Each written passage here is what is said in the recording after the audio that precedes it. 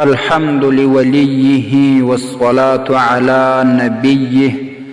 معززو ډیر ورونه پوښتنه کوي چې نن سبا اکثر مسلمانانو د کرونا وایروس د مخنیوي لپاره ماسکونه استعمال کړي. نو د دې ماسکونو سره لمونز څه حکم لري چې خوله او پوزه پټ وي؟ الجواب وبالله التوفیق. محترمه، په لمانځه کې خوله او پوزه پټول په ماسک یا په دسمال یا په بل شي باندې بلا عذره بلا ضرورته مکروه عمل دی. لمونځ ورسره مکروه تحریمي ګرځي.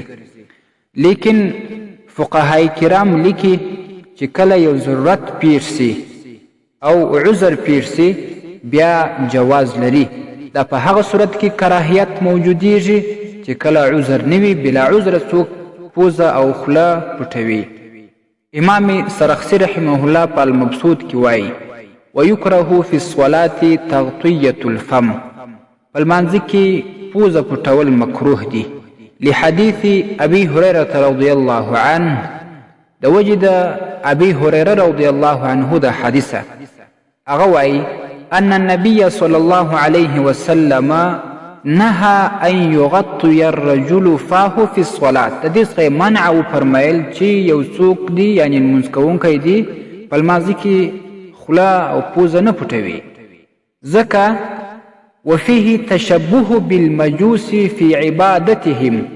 په دې کې د مجوسیانو سره مشابهت راځي، ځکه چې هغوی کله د اور عبادت کوي نو خوله او پوزه به یې پټه کړه.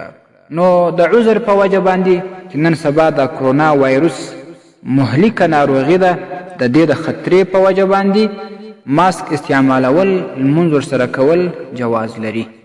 المبسوط للإمام السرخسي رحمه الله اول جلد 146 صفحه، مراقي الفلاح اول جلد 285 صفحه، بدائع الصنائع اول جلد 516 صفحه، المحيط البرهاني اول جلد 315 صفحه، الموسوعة الفقهية 15 جلد 202 صفحه. السلام عليكم ورحمة الله وبركاته. ستاسي د اسلامي پښتنو جوابونکي مفتی حکیم الله صابر الحنفی صاحب.